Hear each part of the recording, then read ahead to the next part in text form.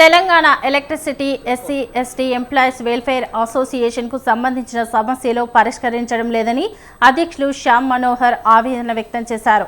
ముషీరాబాద్లోని అజమాబాద్ division electricity కార్యాలయం వద్ద ఆయన జెండా ఆవిష్కరించారు.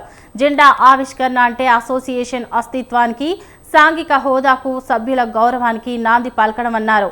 శ్యామ్ మనోహర్ మెరిట్ రోస్టర్ సీనియారిటీకి బదులు మెరిట్ ర్యాంక్ పేరిట ఇబ్బంది పెట్టడం సరికాదన్నారు. CM Revanth Reddy deputy CM చర్యలు తీసుకుంటే ప్రతి ఒక్కరికి ప్రమోషన్లు, పోస్టింగ్లు వస్తాయని ఆయన విన్నవించారు.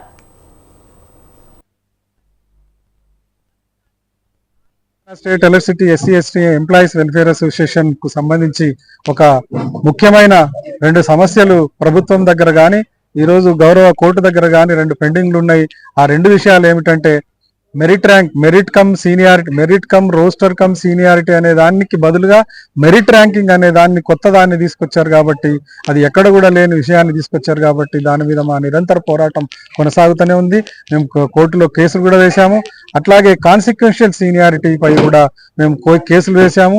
అది కూడా ఎక్కడ లేని విధంగా మా మీద రుద్దడానికి ప్రయత్నం చేస్తున్నారు. కాబట్టి ఈ ఎలక్ట్రిసిటీ సెక్టార్లో ఉన్నటువంటి 4 కంపెనీల మేనేజ్మెంట్స్ కి ఈ సందర్భంగా మేము ఒక విజ్ఞప్తి లేదంటే డిమాండ్ కూడా చేస్తున్నాం. త్వరలో వాటిని పరిష్కరించాల్సిందిగా కోరుకుంటున్నాం.